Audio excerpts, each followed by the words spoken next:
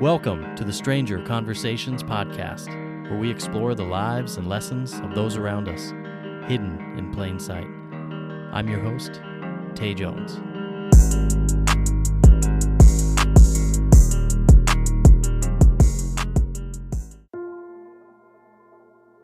Hello and welcome to episode 7 of the Stranger Conversations podcast. Today I'm speaking with Rob Landis, a transgender male who educates people on the topic. Rob was gracious enough to provide information related to his journey and the steps he's taken throughout his transition. He also allowed me to ask several questions to help clarify certain issues. The purpose of this podcast is to provide a platform for people to talk about whatever they want and to learn about unique individuals. Everyone has a story to tell, and Rob is no exception.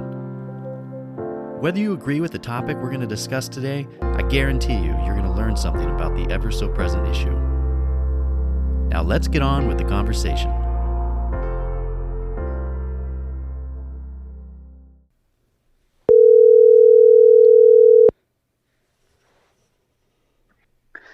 Hello. Hi, Rob. Yeah. Hey, how you doing? It's Tay Jones with the Stranger Conversations podcast. Yes. Good. How are you?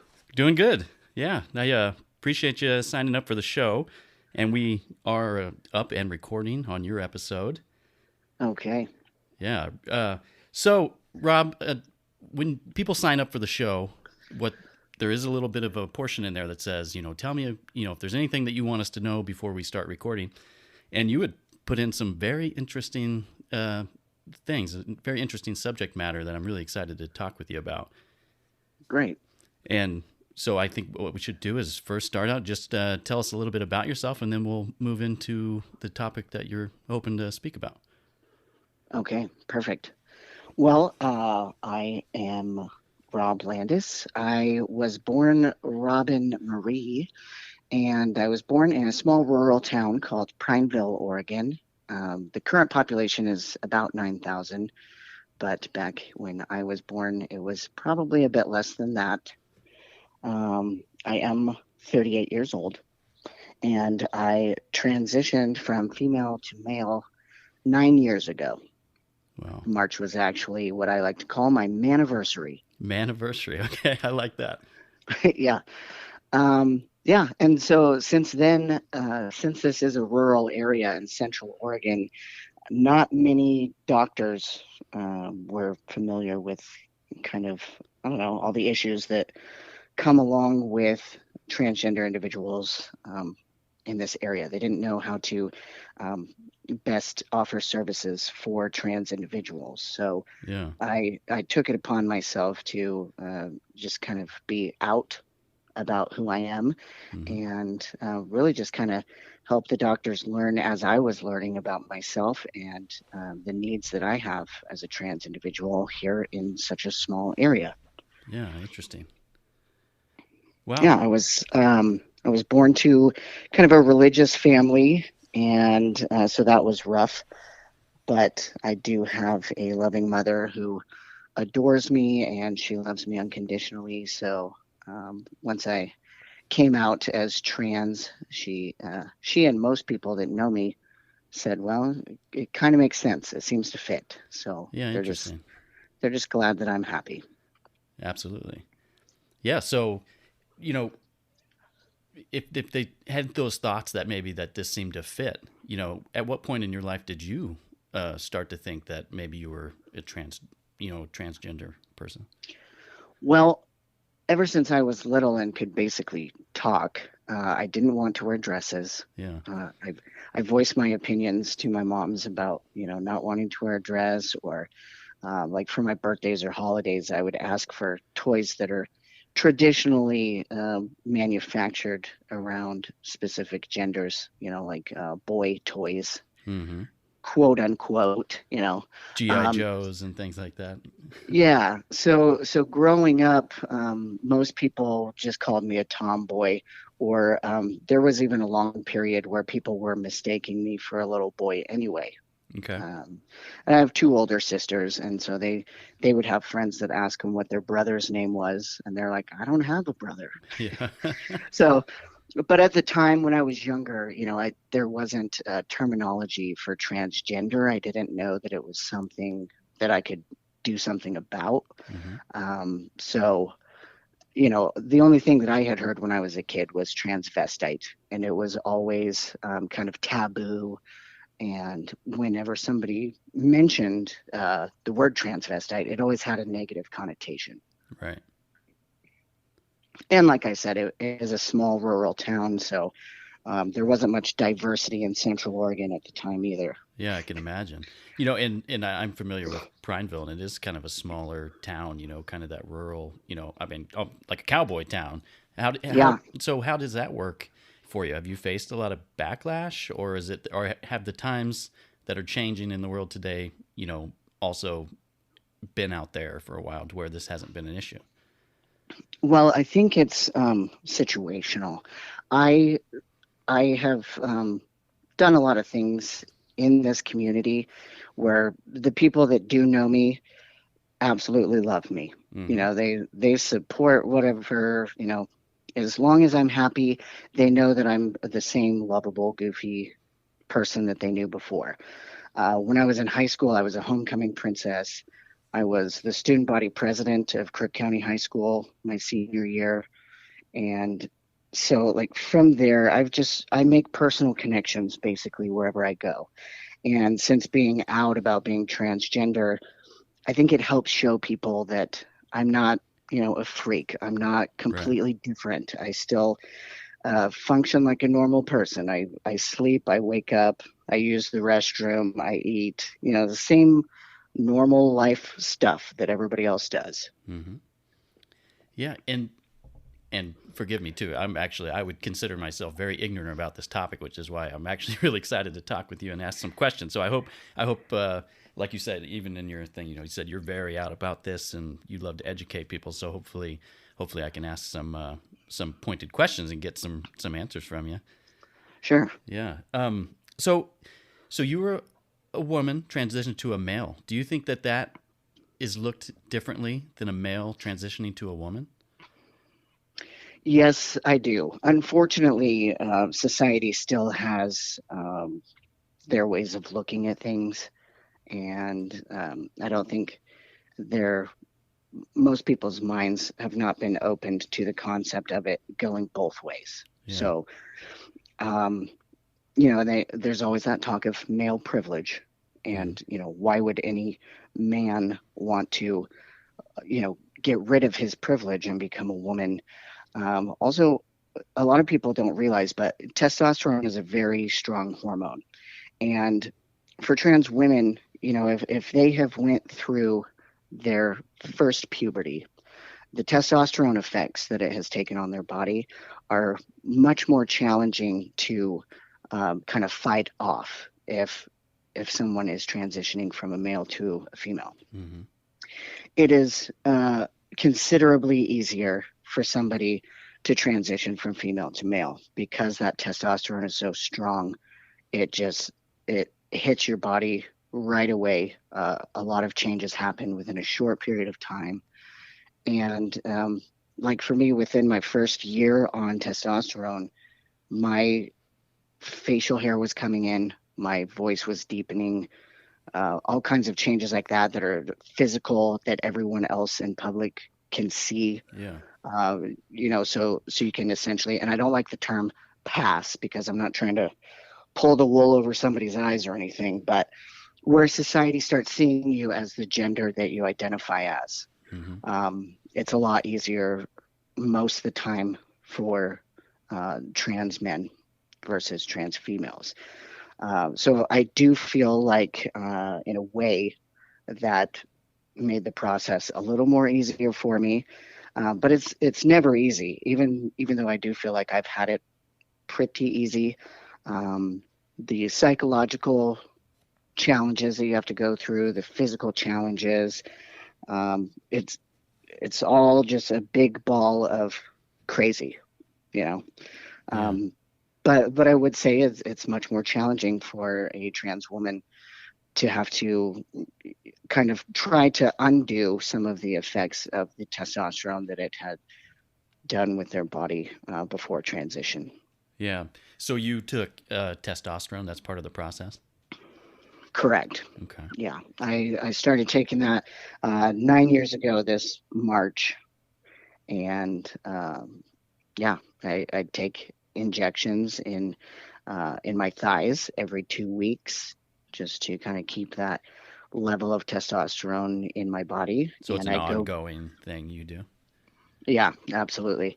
And I go to an endocrinologist every 6 months. I get blood work done so they can monitor, make sure that my liver is still healthy, and check my blood cells and all that stuff because testosterone does take a toll if it's too much or too little in your body. So they just want to monitor that stuff as I continue to take it. Yeah. And and what other sort of changes have you gone through any surgeries, things like that? I have, yeah. I had top surgery after about a year and a half of transition, and so, like I mentioned, the psychological challenges that I've had. Once I started taking testosterone, not being able to afford or have access to the top surgery for 3.5 years afterward, Hmm. basically living as a man with breasts was very challenging. It was a pretty depressing time for me, but I finally was able to get that done, and I, did my research and figured out which surgeon that specializes in that I wanted to go to, and ended up going to Florida. And Well, then a couple years after that, I was able to have a hysterectomy because I did not want to have any biological children of my own. I had no use for my uh, ovaries or hmm. uterus. So I was like, yeah, take that out. Wow. And yeah, and since then, I mean, I haven't had any other lower surgery. I'm pretty comfortable with my life and how I function now. Um, there's obviously great cost to such a surgery, and it would Yeah. be a lot of time off of work. And I think, at least in my life right now, it's just not something that's fathomable. Yeah. And you had mentioned too that it's harder for someone to get off. So say you're a woman taking testosterone, it's hard to get that out. If you decide to change back, is that a common thing where people start to transition and then maybe decide it was the wrong choice and go back the other way? Yeah, I have heard of some people that found themselves in that situation, and it could be again situational. It depends on if the challenges physically that they experienced while transitioning was too difficult, if their family or friends just wasn't supportive and they decided that it wasn't worth it to them to go through all of that. And some people end up with some physical changes that they weren't prepared for. There's all kinds of different things. And when I was transitioning, I did have to go to a therapist first. Hmm. And at the time, there were basically laws that said a mental health therapist had to kind of approve and make sure that you were of sound mind to make such a huge life altering decision. Yeah. You say And that's I, not the case now?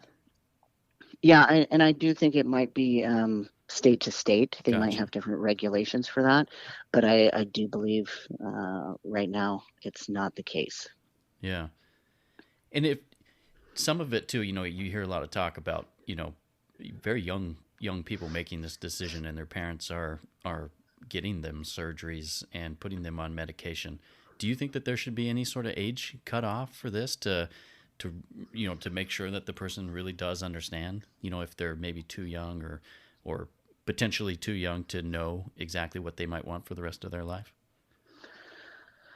Well, yes and no. Like I said, when I was about 5, I felt like I was a boy, but I didn't quite have the knowledge to articulate that. Yeah. So I do feel like, straight kids know that they're straight just automatically, or it might take a little bit of, I don't know, about puberty age to realize kind of what you're interested in and what you're not interested in. Right. For some people, it takes even longer. I know a trans woman who didn't really get to transition until she was almost in her 70s. Wow. She had a wife and kids, and then it was just like, this is not me. I've been living a lie my whole life, and um, so there's not really one age bracket where you can say, this is the cutoff or this is when it starts. But I do feel like kids that are young, pretty young, still kind of know. Mm-hmm. But then there's also, kind of rules right now where you can't just start a young kid on testosterone. There are hormone blockers, which so far have been proven to not really have any long-term side effects. Okay. If a child decides they, in fact, don't want to transition, they can stop taking the hormone blockers and they will resume their normal puberty. Their body will start producing the normal hormones that they were born with. And, Hmm. there's no long lasting effect. Yeah. Uh, and there is an age restriction on when different hormones can be introduced. And at that time, I do feel like the kids are old enough to know whether that's something they want or not. Yeah. And this topic is very interesting. And like you said, uh, you kind of understand. You start to go through puberty, and you kind of understand what you're interested in. So, what exactly is the difference between sexual orientation as opposed to gender orientation, and whether or not you're male and female? How does that play together? Sure. Well, sexual orientation, you know, um, the difference between the two is who you're attracted to Mm-hmm. and how you feel personally as yourself. So, like for me, being born female, but I felt like I was a boy, that had nothing to do with who I was attracted to. It Okay. had to do with myself, how I felt about myself, how I'm perceived by the general public, by complete strangers that I meet, how I am seen walking through this life. I felt like a boy. But when you have those physical aspects like breasts and Right. hips, it's very obvious to somebody, even if you don't speak to them. They see you walking toward them and they're like, oh, that is like a butch lesbian or something. Yeah. That girl has short hair and boobs. So they make those accusations without talking to me. Mm-hmm. So I knew that I felt like a boy, but there's no way for somebody to tell who I'm sexually attracted to Right. just by that. So that's kind of the difference between the two is who you're attracted to versus the gender that you feel. Yeah, that makes sense. So, with you being a male, are you attracted to females or males? I guess I'm just curious about the sexual orientation that you go by. Right. Well, I have always been attracted to women, Okay. um, and that hasn't changed. I know lots and lots of trans individuals who did after transitioning kind of change their perspective and they became attracted to a different gender than they were attracted to before. So Hmm. that is something that is definitely possible. Yeah. Yeah. Interesting. So you had always been attracted to women even before you became Rob. Yes, so technically I was labeled as a lesbian Yeah. before I was labeled as trans. Yeah. Wow. Very interesting. And I wanted to hit something real quick because I jotted it down. You were talking about how important it is for people to still love you, and you have a loving mother. You didn't mention your father in that. How did your father take it? Well, my parents were divorced at a very young age, though my father is supportive as well. I just don't see him or talk to him as much. Gotcha. He lives in a different state, but he actually is supportive as well. He refers to me with the proper pronouns. And I think he always wanted a boy. So in this aspect, he kind of lucked out. It just Yeah. took it took longer. I think I was 29 when I transitioned, so it took almost 30 years for him to get a boy, but he got Yeah. one. Yeah. And then how about, just other aspects in life?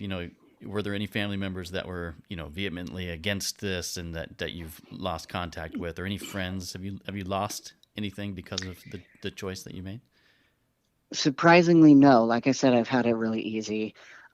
Even my grandma on my dad's side, she was one of the first ones to start trying really hard to use the proper pronouns.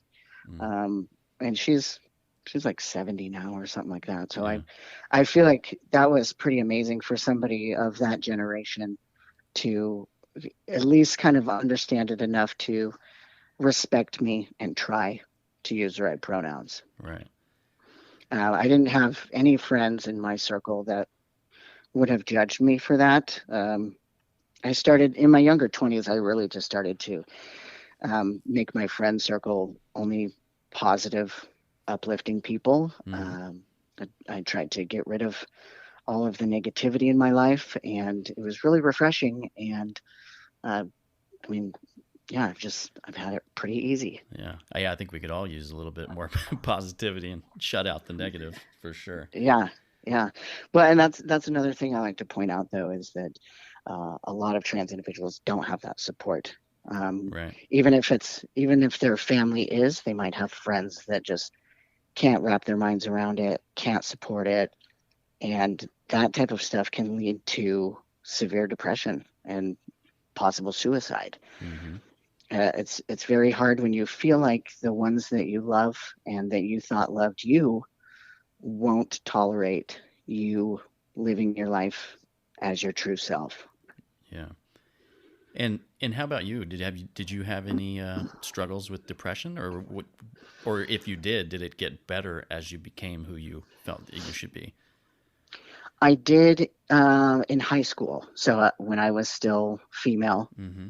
and I wasn't dating anybody. I was in sports and doing other stuff, but I definitely felt like there was something wrong with me. I wasn't normal, and at the time being labeled kind of more of a lesbian, I was just like, it's not that. I don't know what it Yeah. is, but yeah, there's something different about me. But I didn't feel like I wanted to be different. But it was kind of out of my control at that time. I didn't know that transitioning was something I could do, so I couldn't really put a pin on it. But I definitely was depressed because I wasn't like all the other girls my age. I didn't have boyfriends, and at the time I didn't even have girlfriends. I didn't date anybody all through school. Yeah. Yeah. And then, but all of that is, or at least most of it, as you transitioned and now that you are, the male, a lot of those issues have kind of gone away. You felt a little bit more who you should be, et cetera, and a lot less depression on that. No more Yeah, confusion. absolutely. Yeah, I as soon as I had realized it was something I could do, I just kind of hit the ground running, doing my research, finding somebody locally in this small area that would be able to prescribe me testosterone. And after that first shot, I mean, I was kind of cocky beforehand, but once all of my changes started to happen, and some of the things didn't happen as fast as I wanted, like body fat redistribution. Um, but I still got cockier and cockier, and I was like, oh my gosh, I was missing this my whole life. Yeah. So, do you say that didn't happen as quick, like body fat? Uh, is that something that changes too? Like kind of Oh where yeah, the way that men and women store fat in different areas. So that actually changes once you go through the transition and you're on testosterone. yes it does, and muscle mass. Yeah, interesting. Yeah, I was starting to feel the muscle mass changes, but the first couple years on hormones, at least for me, I will say that it is different for everybody depending on their genetics. But for me, I was feeling the muscle growth, but my mother blessed me with what I like to call birthing hips. And so I have really big hips, and I had kind of a chubby stomach and a big rear end, which Yeah. my sister was always jealous of, by the way. But it took a while of me working out and watching what I was eating for that stuff to actually take more action into going away. Yeah. Yeah, very interesting. And how do you feel about it, or in general? What are the normal thoughts of transgender people competing in sports, and men who transition into a woman competing in women's sports? Have you dealt with any of that information in some of your talks? And what's the best way to describe that or answer some of those questions? Well, I feel like there's been trans athletes in sports before this all became an issue, and you didn't hear about all these trans individuals winning first place all the time. Yeah. You didn't even know they were trans.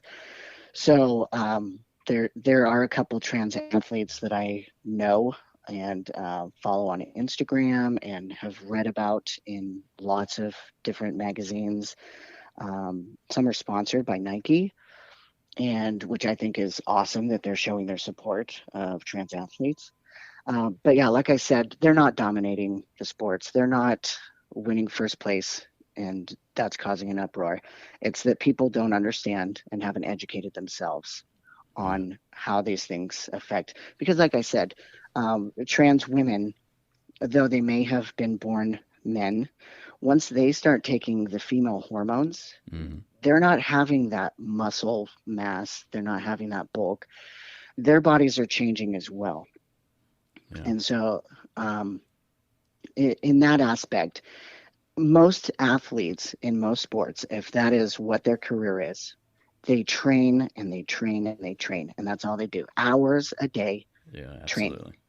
Now, that, I mean, obviously, like in high school, most kids in sports are not going to be training to that level, as opposed to like the Olympics or something. But everybody's going to be training hard if they're in that specific sport. And like I said, with the hormones of the gender that they're identifying as, their bodies are going to be functioning totally different. It's not going to be, like a man's body in a dress. Right. Yeah. You Are you in a relationship now? I am. Yeah. Yeah. And then, you had mentioned you had, a hysterectomy, right? And you had the Hmm. parts removed.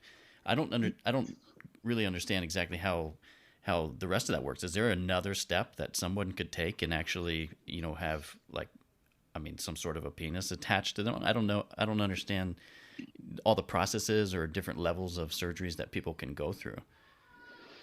Yes. Well, at least to my understanding, right now, there's still not a way for a trans man to have a functioning penis with semen. So there's Mm-hmm. no way for them to impregnate somebody. Yeah. But there is a way. They typically take a skin graft from either the forearm or the thigh and fashion it into a penis. Really? Yeah. Wow. So there's actually multiple different surgeries, but as far as having an actual penis, it can be from your own skin.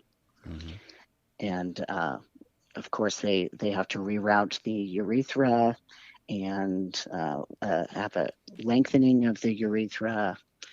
And then there's another surgery where they can actually reroute the urethra through what was previously the clitoris, which after hormones there is some substantial growth in that area. So it would be kind of like a micro penis, I guess you could say. Hmm. So they could still pee standing up, but they don't necessarily feel like it has to be a full size, big penis. Right. So it just depends on the individual with what they choose Yeah. to do. But it is possible, absolutely. Yeah, like you said, I can't imagine those are very cheap. Yeah, and it's multi surgeries to make it the end effect. Yeah, probably, and which would take, I'm assuming, probably even years to complete. Right. Yeah. And so you had mentioned when you signed up too that you were part of a nonprofit. LGBTQ nonprofit in Prineville, which has the best name, I think, ever. Prideville is what you called it. Yeah, Prideville. Yeah, that's a great name for it. Tell us a little bit about what you do with that. What does that organization do? Well, my friend who shares the same first name, Robin, came up with the idea. She's a local therapist who works at the Prineville Counseling Center. And she was just thinking, for a rural town like Prineville, it doesn't feel like a safe place where maybe LGBTQ kids want to be out, but Mm-hmm. they also probably don't want to feel alone.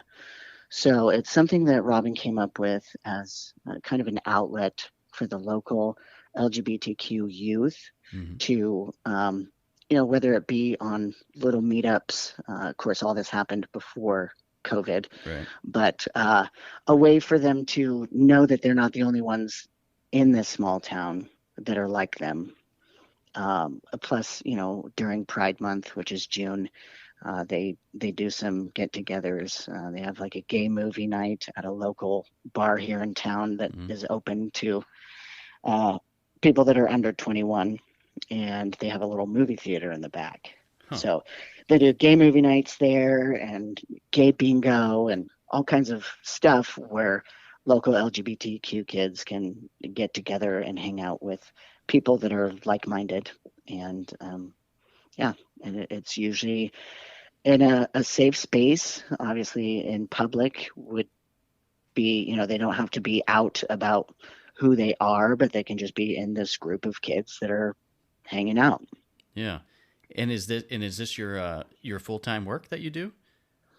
No, no, it's just something where I kind of pitch in however I can. Yeah. Um, I I don't I wouldn't say that I work for them. I was just Robin sometimes bounces ideas off of me, or we've Gotcha. talked about pulling these events together.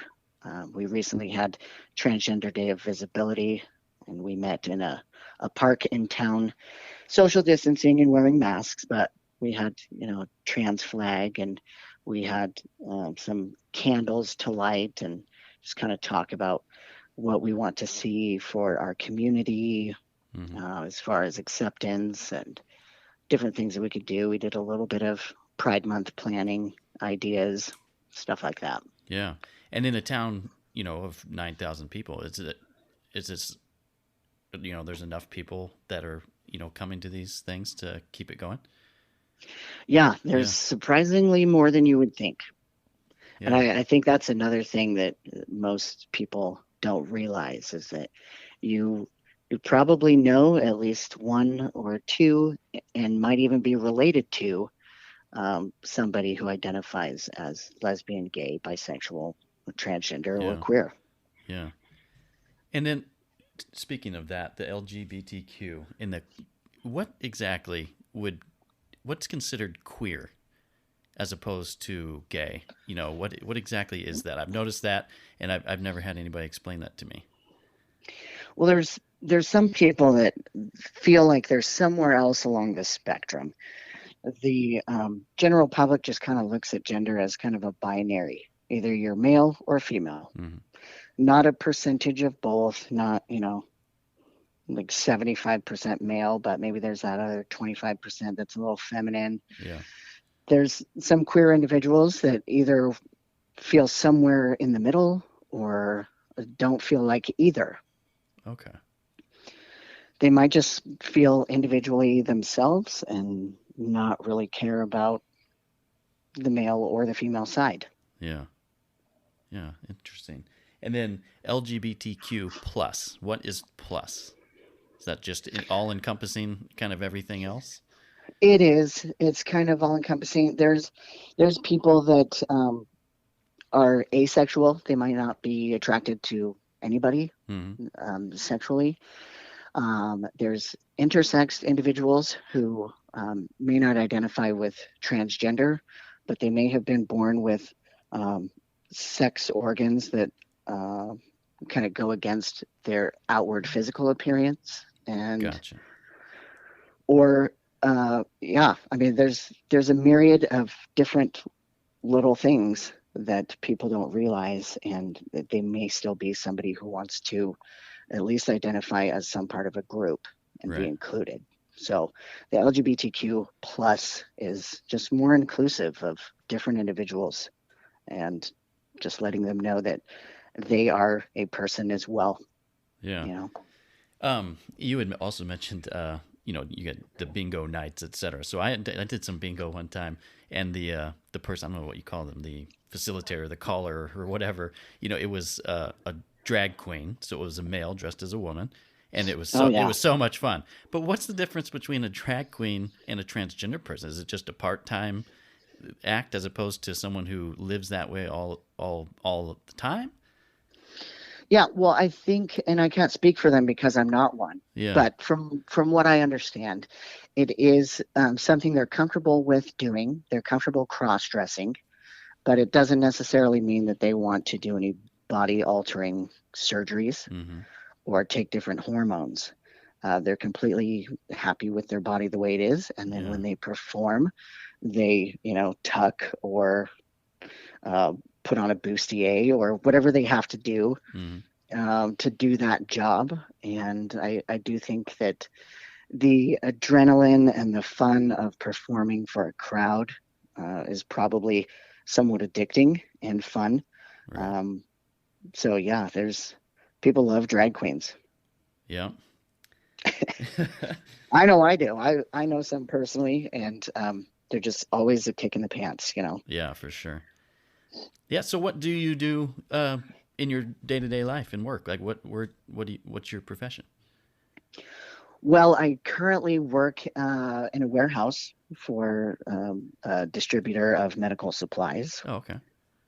And I actually have a second job working for a funeral home.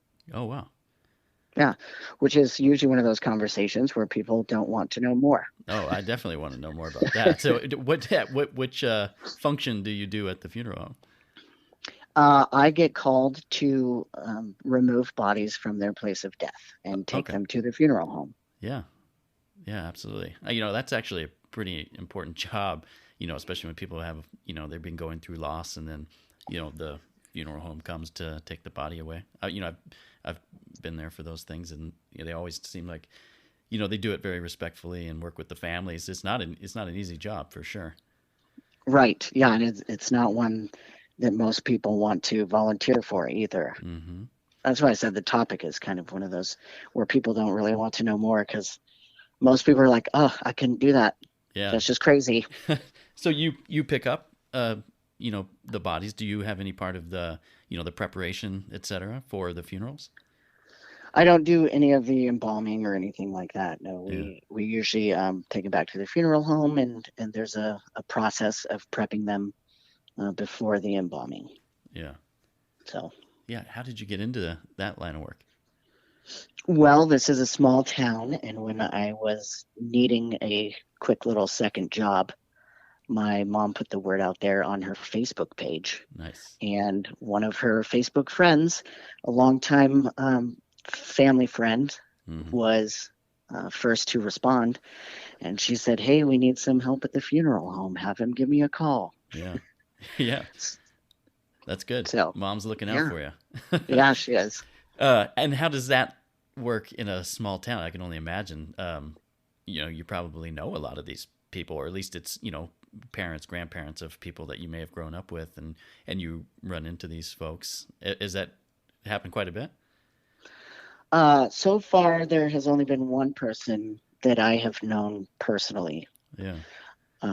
So that hasn't hit too close to home, as they say. But Yeah. but I expect that almost every time I get a call that it could be somebody that I know grieving for one of their loved ones. Yeah. Yeah. That could be hard for sure. Yeah. Do you Yeah. have any interest in doing any more of that type of work, but actually being a part of the embalming and everything? No, not really. Yeah. Yeah, I It's wouldn't. That's it, for it sure. takes that definitely takes a special kind of individual. But yeah, I don't think that that would be something I could do Yeah. long term or even short term. Yeah. Yeah, that would be an interesting job that I definitely would not want to be a part of. Yeah. Yep, but it is a very important job. Yeah, for sure. So I do love that there are people out there that can do it. Yeah. And then through your jobs, do you have like health coverage? And then I'm also curious, like, are some of these surgeries that you've had, is that covered by insurance? Actually, yeah, my hysterectomy was covered because I did have to go through a few hoops for my gynecologist to say that it was necessity, uh, surgical Yeah, so they don't just necessity say it's, to get it oh, taken it's, care of. you know, I forget what the term is. Cosmetic. Yeah, Yeah, it cosmetic or, wasn't a cosmetic surgery. I actually had ovaries that were not reacting the way they were supposed to. yeah, So, I mean, obviously, with a man, you shouldn't even have ovaries. So that should have taken care of that reasoning right. right from the get go. But even as a female individual, my organs were not doing what they should. Hmm. So it came time to just get them removed and be gone with those issues. Yeah.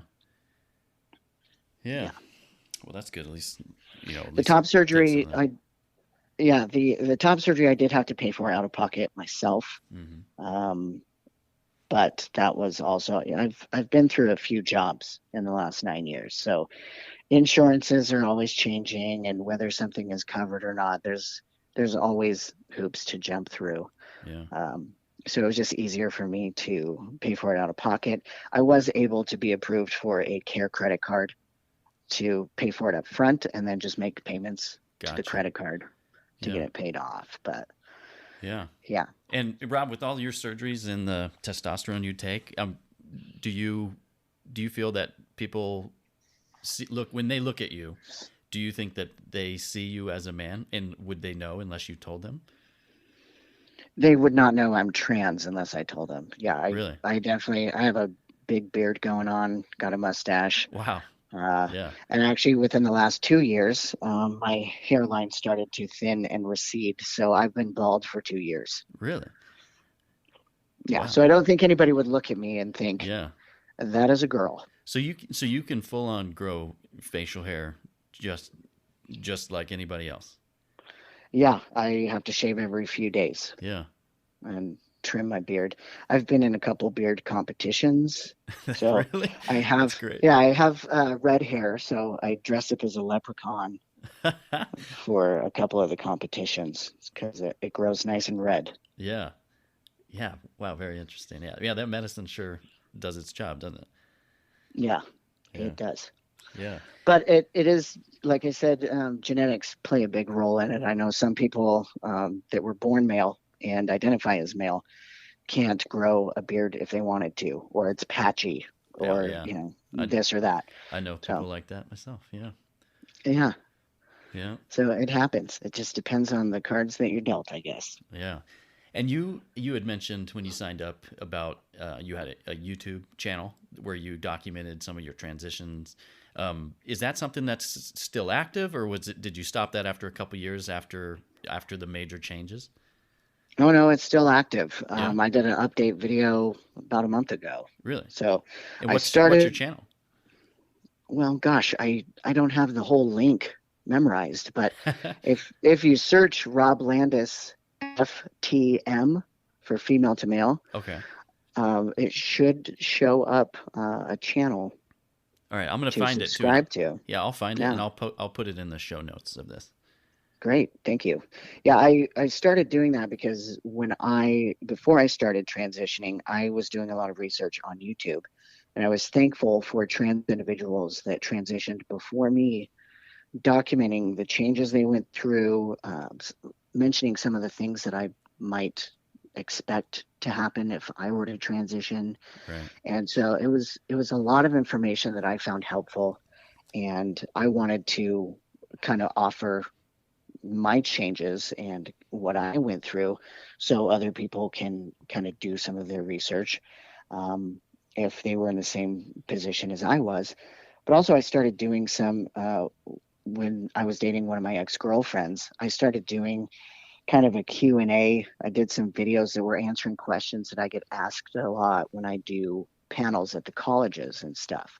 I just thought it would be easier for people even if they're not trans and researching, if there's just people who want to know more about trans individuals without asking them awkward questions in person, they might be Right. able to find out some answers to their questions without having to make somebody else feel uncomfortable. They can Right. do it from the comfort of their own home behind their computer screen. Yep. Yeah, well, that's good too. I mean, if somebody can't make the talk, I mean, you have that evergreen content on the internet to provide to people. Yeah. Yeah. So you do discussions at colleges and things like that? Yeah. Yeah. I've went to some medical conferences and just all different things around Central Oregon in Bend. Some businesses who wanted to know more about how to support trans employees that they have, trans customers that they might come across, that type of stuff. Yeah. Yeah. And is your YouTube channel, is that kind of the main place that if someone was to learn more about you, is that where you go, or are you really active on Instagram, etc.? I'm pretty active on Instagram, but I'm just posting pictures of myself or my girlfriend Yeah. or the bulldog or, scenery, Yeah. hikes that we went on, just kind of, my personal life Yeah. in pictures. But yeah, I guess that's more active information of what I'm currently up to. Hmm. My update videos on YouTube started off pretty heavy in the first year, like just about every month. I was updating on the changes that I experienced. And then as changes started to kind of taper off, I was doing less update videos Hmm. because I felt like it was getting kind of redundant and old. So, I don't do them every month now, though some trans individuals do have lots of followers that do that for a living. Hmm. I was just kind of putting it out there as small little updates on my transition Yeah. and how my life is going now as a trans man. So I don't do them as often, so the YouTube channel won't show kind of current events Hmm. unless it's the most current video I've Right. done. Yeah. And then what other sort of resources would you send people to that were looking for more, information, whether just about being transgender or, maybe they're looking forward to changing it. So obviously your YouTube channel, but is there other like online resources that you found helpful? I really would just like Google the area that I was in. At the time, it was Bend, Oregon, because that's the biggest big city, Yeah. which isn't even a big city compared to, like Portland, Oregon, or something. But Right. I also didn't want to have to go very far. I didn't want to have to travel 3 hours to see a doctor. So Hmm. I just Googled Bend, Oregon endocrinologist, and I was able to go to different websites for um, Bend Memorial Clinic and the different doctors' offices around Bend, and they typically have pictures of their doctors, and it lists what they specialize in. So I was able to find an endocrinologist that specialized in testosterone Yeah.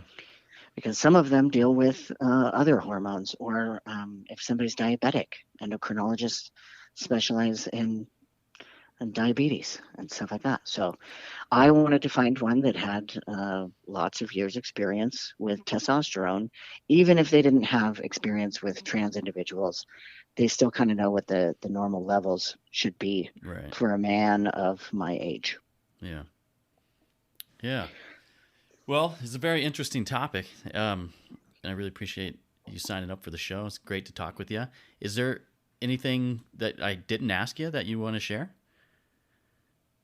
No, I didn't really have anything. I don't need to promote myself any more than I already have, but I basically have your sister to thank for pushing me to do this interview. She's like, I just think you have a great story to tell, so you should Yeah. definitely get a hold of my brother. Like, Yeah, okay. that's great. Yeah, and that's kind of how we got connected was just through my sister. But she hadn't told me anything about you, just that, oh, my friend Rob. And then when you posted the stuff on the online calendar when you signed up, I was like, oh, this is going to be great. No wonder she suggested you for the show. Yeah, So yeah. Yeah. Yeah, I loved working with your sister. I used to work at a car dealership, and Okay. she and I worked some big events together, and so she's a kick in the pants. Oh, she is that for sure. Yeah. All right, Rob. Well, it was great talking to you. Thanks a lot for all the information. And like I said, I'll find your YouTube and I'll put some of that stuff in the show notes, so it'll all be there when the episode's released. Perfect. Well, thank you so much for your time. I appreciate it. Yeah, absolutely.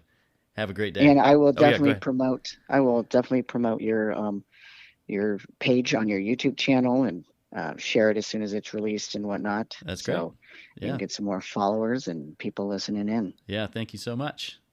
Yeah. Yeah. Have a great day. You too. Have a good rest of your weekend. All right. Thanks. Bye. Bye bye.